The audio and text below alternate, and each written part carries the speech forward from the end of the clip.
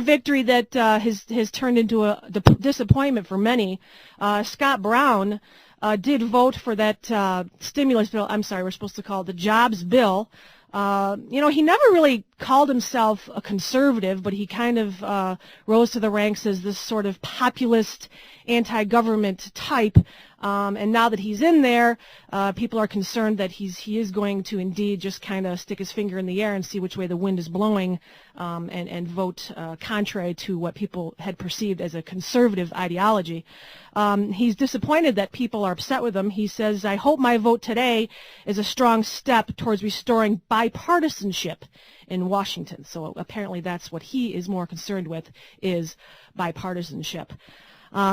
Another thing I learned this week that was disappointing, apparently I'm still learning I'm a bad mom. I'm just a bad mom because I have been feeding my children hot dogs for the past 15 years. Brian O'Neill, did your mom feed you hot dogs when you were a kid? Absolutely.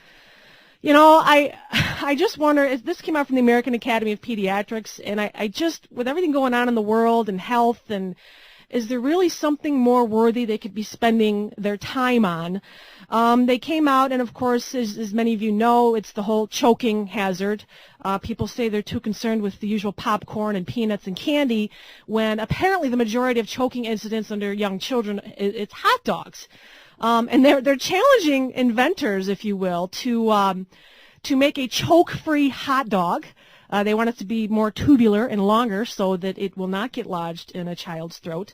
And they are instructing parents to do this. It says, quote, "Kids need to sit down and be supervised during meals and snacks, and the foods need to be cut into small pieces." Really? Wow. Thank you so much for spending your thousands of dollars in research money to tell us that.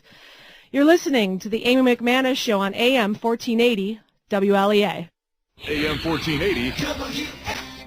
Welcome back to the Amy McManus Show on AM 1480 WLEA. I had an interesting reading of a Rasmussen poll. I love going to Rasmussen to see what the latest is.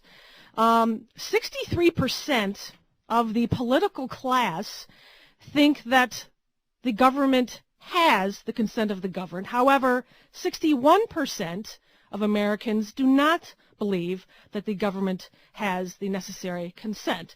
The question they posted was this: the founding document of the United States, the Declaration of Independent, states that governments derive their just powers from the consent of the governed. Do you think that is happening in America today? And only 21% of voters said yes.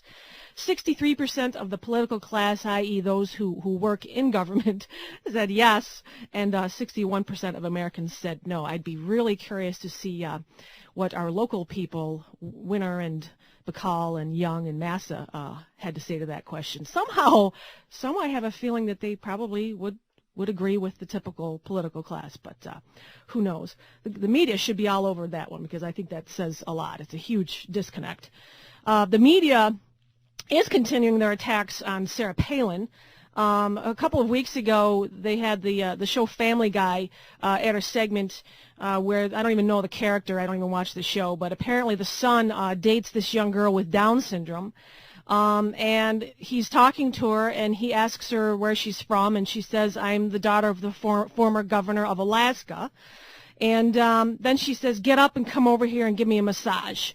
It was extremely offensive, and Sarah Palin did come out and say, as usual, the media seems to be obsessed with either knocking her and destroying her, as well as showing a complete disrespect for people with Down syndrome and disabilities. Their obsession with destroying her borders on insanity. Speaking of insanity, well, I shouldn't say that. Senator Harry